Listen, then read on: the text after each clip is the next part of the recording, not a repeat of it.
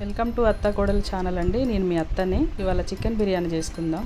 1 KG chicken తీసుకొని దాంట్లో 2 స్పూన్ల అల్లం వేసుకోవాలి. తర్వాత తగినంత కారము, అలాగే తగినంత ఉప్పు వేసుకొని కొంచెం గరం మసాలా వేసుకోవాలి. తర్వాత కొంచెం పసుపు వేసుకోవాలి. దాని తర్వాత 1 కప్పు పెరుగు, అలాగే 2 నిమ్మకాయలు పిండుకోవాలి. నిమ్మకాయలు పిండుకున్నాక ఇలా కలిపి పెట్టుకోవాలండి. ఇలా కలిపి పెట్టుకున్న చికెన్ని 4-5 అవర్స్ పక్కన పెట్టుకోవాలండి. తర్వాత చికెన్ తీసి బయట పెట్టుకొని ఇలా ప్లేట్లో పుదీనా, కొత్తిమీర, మసాలాలు, అలాగే మిర్చి తీసుకోవాలండి. ఇలా అన్నీ ఒక ప్లేట్లో పెట్టుకొని ఇప్పుడు ఉల్లిగడ్డలు ఇలా కట్ చేసుకోవాలి. ఇప్పుడు ఈ ఉల్లిగడ్డలను వేడి నూనెలో బాగా గోలియాలి.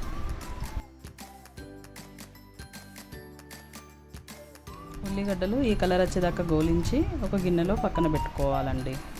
ఇప్పుడు ఒక పెద్ద గిన్నె తీసుకొని అందులోకి మనం కలిపి పెట్టుకున్న చికెన్ని తీసుకోవాలండి ఇలాగా. దీని తర్వాత ఉల్లిగడ్డలు గోలిచిన నూనె ఉంటుంది కదండి, అది చికెన్లోకి తీసుకోవాలండి.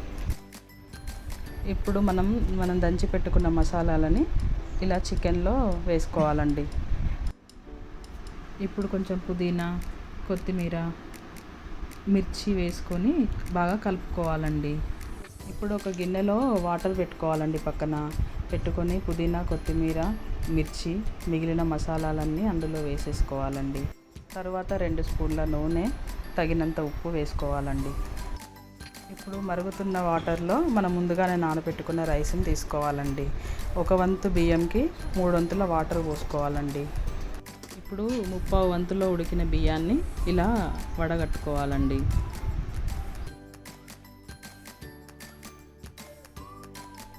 ఇలా వడగట్టుకున్న బియ్యాన్ని ముందుగా కలిపి పెట్టుకున్న చికెన్లో ఇలా వేసేసుకోవాలండి. ఇప్పుడు గోలిచ్చి పెట్టుకున్న ఉల్లిగడ్డలని ఇలా పైన చల్లుకోవాలండి. మిగిలిన అన్నాన్ని కూడా ఇలా ఒక లేయర్ లాగా వేసుకొని ఇప్పుడు కొంచెం ఫుడ్ కలర్ని యాడ్ చేసుకోవాలండి. తరువాత మిగిలిపోయిన ఉల్లిగడ్డలు, కొత్తిమీర, పుదీనా వేసుకొని బాగా దమ్ పెట్టుకోవాలండి. ఇలాగా